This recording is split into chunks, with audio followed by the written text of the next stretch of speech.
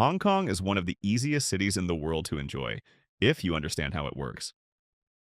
The systems are fast, the streets are dense, and the rhythm is unforgiving to anyone learning on the fly. These are the travel principles that make the city smoother, cheaper, and far easier to navigate from day one. 1. Treat the Airport Express as a time machine, not a train. The Airport Express behaves less like public transport and more like a calibrated mechanism. It compresses the geography between the airport and the city into a single, uninterrupted motion. The moment the doors close, the outside world stops influencing your schedule. The train runs on its own logic, insulated from the traffic patterns that twist and stretch road travel without warning. Visitors often compare the fare to a taxi, but the comparison breaks down quickly. What you're buying is control over your arrival. Road tunnels can clog in minutes. A clear route can turn unreliable by the next junction. The Airport Express ignores all of that. It reaches the urban core with the same rhythm at rush hour as it does after midnight. The stations it connects to aren't just stops. They're engineered handoffs into the wider network, built so the transition from airport to city feels seamless. By the time you reach the platform, you're already aligned with Hong Kong's pace. Starting the trip with something this stable resets your sense of distance and time. It's the city's first demonstration of how movement here is meant to work. 2. Learn the logic of MTR exits before you learn the map. The MTR map gives you the lines, but the exits determine the outcome. Each lettered doorway is a deliberate placement, calibrated to place you on a specific street, level, or walkway. A station can open onto a shopping concourse, a raised platform, or a narrow side street that bypasses an entire block. These aren't variations. They're design choices that shape how people flow through the district above. The underground platforms are only the starting layer. Above them sits a network of passages, ramps, and elevated links that redistribute crowds with quiet precision. Choosing an exit isn't about orientation. It's about selecting the path that matches your intent. Some routes keep you indoors, others drop you directly into street traffic, and others connect you to footbridges that carry you across major roads without interruption. The letters may look interchangeable, but each one represents a different way of entering the city. Understanding that structure turns the MTR from a simple rail system into a tool for controlling your movement. The exits aren't the end of the journey.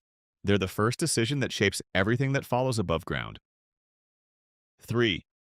Carry cash, but only in small denominations. At first glance, Hong Kong looks like a place where physical money has already faded into the background. Transit gates, chain stores, and malls all run smoothly on cards and phones, creating the impression that cash belongs to an earlier version of the city. That illusion breaks the moment you step into the older commercial layers. The bakeries that open before sunrise, the wet markets that run on momentum, the street stalls that trade in seconds rather than minutes. These businesses operate on a tempo that electronic payments can't always match. A 20 Hong Kong dollar note settles a transaction instantly. A large bill or a card reader slows the entire queue. Many vendors keep limited change on hand, and breaking a 500 Hong Kong dollar note for a small purchase disrupts the flow they rely on. Carrying a thin stack of 20 Hong Kong dollars and 50 Hong Kong dollars isn't about nostalgia. It's about matching the pace of the environments that still anchor daily life. Those denominations let you move through the city's older commercial circuits without friction. In a place where speed shapes everything from transit to street commerce, the right cash in your pocket becomes another tool for staying aligned with the rhythm around you. 4. Use the Star Ferry as a shortcut, not a sightseeing ride. The Star Ferry looks modest, but it functions with the precision of a fixed-interval shuttle. Its routes cut straight across the harbor, ignoring the loops and transfers that define most cross-city movement. The boats follow a timetable that barely wavers, sliding between the two shores with a steadiness that feels engineered rather than nostalgic. What appears to be a scenic ride is, in practice, one of the most direct ways to move between Hong Kong Island and Kowloon. While the MTR drops you underground and sends you through long corridors, the ferry keeps the journey linear. Water, wake, arrival. The crossing is brief, predictable, and unaffected by the traffic patterns that complicate road travel. Fares remain low, but the real value is the efficiency of the route itself. Each pier connects cleanly into the surrounding district, linking you to street grids, promenades, and onward transport without unnecessary detours. The skyline may draw your attention, but the real advantage is the straight line geometry of the trip. When you treat the ferry as a core connector rather than a scenic extra, the harbor stops being a barrier and becomes part of your movement through the city. 5. Walk the elevated footbridge network whenever possible. Above Hong Kong's traffic sits a network that feels almost detached from the pace below. The elevated walkways link towers, malls, hotels, and transit hubs in long, continuous stretches that let you move through the densest districts without competing with street-level congestion. These bridges weren't added as afterthoughts. They were built to redirect movement into a calmer plane of the city. Step onto one and the tempo changes immediately. The noise drops, the air feels clearer, and the flow of people becomes more predictable. Each ramp and corridor has a purpose. Some carry you across major roads, others guide you into commercial podiums, and others connect directly to transport nodes without exposing you to the weather. The network forms a kind of elevated spine, letting you cross Central, Admiralty, and Wan Chai in long, uninterrupted lines. It's a version of Hong Kong that most visitors only notice in fragments. Treating these walkways as part of your route planning reshapes how you experience the city. They aren't shortcuts. They're an alternate level of movement, designed to keep you ahead of the friction happening on the ground. 6. Eat on the second floor, when the ground floor is full. Some of Hong Kong's most reliable meals sit just beyond the line of sight. Ground floor restaurants attract the immediate crowds because they're loud, bright, and positioned to catch passing traffic. But one floor up, the city runs a quieter culinary economy shaped by rent, routine, and long-term survival. These upstairs dining rooms operate with a different logic: lower overhead, steadier regulars, and menus that have been refined by repetition rather than marketing. The entrances are modest: a staircase tucked beside a shop front, a narrow landing with a small sign. But the rooms above often hold decades of continuity.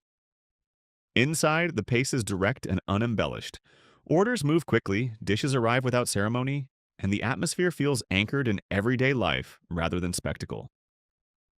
The absence of street visibility isn't a drawback. It creates a buffer that filters out the casual foot traffic and leaves a space shaped by people who come with intention. Paying attention to what sits above the ground floor reveals a parallel dining landscape, one built on consistency rather than display. It's a layer of the city that rewards curiosity more than convenience. 7. Time. Your Victoria Peak visit around wind, not weather. Victoria Peak rewards attention to the atmosphere, not the forecast. Clear skies can still leave the skyline washed out because humidity settles over the harbor in a way that softens every edge. What changes the view isn't temperature or cloud cover, it's the movement of the air itself. When wind sweeps through the city, the haze thins, the outlines of the towers sharpen, and the layers of mountains behind them emerge with surprising depth. Without that circulation, the scene loses definition, and the harbor reflects light in a flat, muted sheet.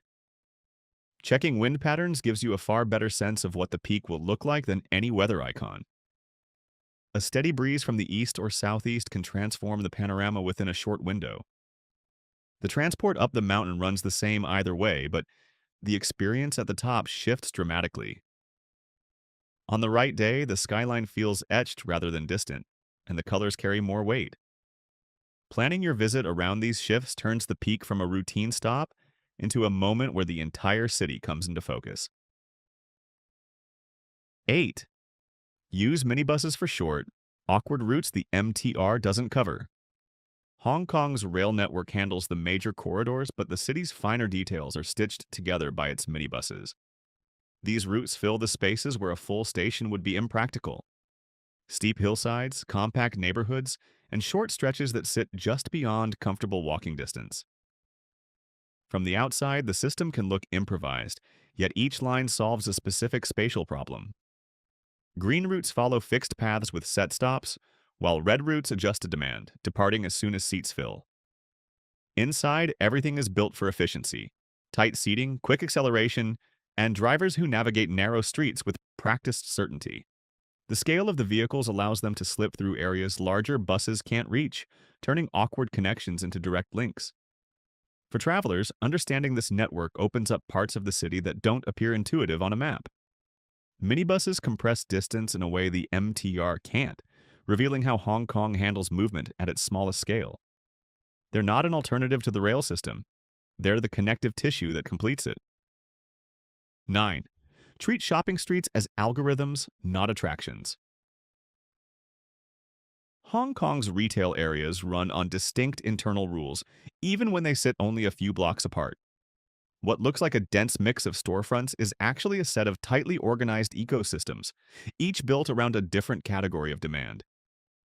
Mong Kok clusters electronics, sneakers, and hobby gear in formations that reward targeted searches rather than casual browsing. Sham Shui Po operates on a different wavelength entirely, with fabric shops, component stalls, and tool suppliers forming a supply chain you can walk through. Causeway Bay stacks fashion and cosmetics vertically, creating a kind of multi-level marketplace where each floor shifts the focus. These districts aren't interchangeable, they're tuned to specific types of shoppers. Inventory turns quickly, prices vary by micro-location, and the most interesting finds often sit above or behind the obvious storefronts. Understanding the purpose of each area lets you move through them with far less friction. Instead of wandering through noise, you're navigating systems built around clear intentions. When you match your destination to what you're actually looking for, the city's retail structure becomes far more legible and far more efficient to move through. 10. Expect every mall to have a hidden public restroom. In a city where public space is limited and foot traffic never really slows, Hong Kong's malls take on responsibilities far beyond retail. Each complex contains its own network of restrooms, maintained with a consistency that street-level facilities rarely match. The busiest floors tend to sit near the entrances, but the upper levels operate on a different rhythm. A short ride on an escalator often brings you to quieter corridors where the amenities are easier to reach and rarely crowded. These spaces are kept clean because the buildings depend on them. They help absorb the constant flow of people moving through dense districts. The pattern repeats across neighborhoods. Climb one level, turn a corner, and you'll usually find a restroom tucked into the architecture. It's a system designed to keep the city functioning smoothly, even if most visitors don't realize it exists. Once you understand how these buildings distribute their facilities, navigating long days becomes simpler. You're no longer searching for a rare public restroom. You're using the city's commercial structures as dependable waypoints. 11. Use the weather app like a scheduling tool. Hong Kong's weather shifts in abrupt, concentrated bursts that reshape the flow of the city within minutes. A day that begins clear can turn volatile without passing through any gentle transition. The standard forecast gives you a broad outline, but the real decisions depend on the minute-by-minute radar. Rain arrives in dense pulses that can overwhelm a street, stall surface transport, and push crowds into every sheltered space before dispersing just as quickly. Watching how those cells form and move gives you a far more accurate sense of timing than any hourly summary. When a band of rain approaches indoor routes, malls, museums, markets, elevated corridors become natural buffers that let you wait out the surge without losing momentum. Outdoor plans work best when treated as movable pieces. You can shift slightly forward or back. Navigating the city this way turns weather from a disruption into a variable you can manage. In a place where density magnifies every change in conditions, staying attuned to short-range updates keeps your day running on your terms rather than the sky's. 12. Keep a light jacket. Even in summer, Hong Kong operates on two temperature systems at once. Outdoors, the air can feel dense and tropical, holding heat long after sunset. Indoors, the environment shifts abruptly. Malls, trains, offices, and many restaurants cool their interiors to counter the humidity, not to mirror the weather outside. The contrast can be jarring, especially during long days spent moving between districts. A light jacket becomes a practical tool for managing that swing. It keeps your body from constantly recalibrating as you pass through sharply different climates. The layer doesn't need to be substantial. Something thin that folds easily into a bag is enough to smooth out the transitions. The benefit becomes even clearer at night when the breeze off the water lowers the temperature more than expected. Hong Kong's thermal rhythm isn't steady. It jumps between extremes. Carrying a simple extra layer turns those shifts into something you can manage rather than endure. 13. Learn the rhythm of mealtimes. Hong Kong's dining rhythm moves in abrupt waves rather than slow buildups. Breakfast begins early, lunch strikes with precision, and dinner crowds gather well before dusk. Restaurants don't ease into these transitions. They flip from quiet to full in the space of a few minutes. The density of the city magnifies this effect.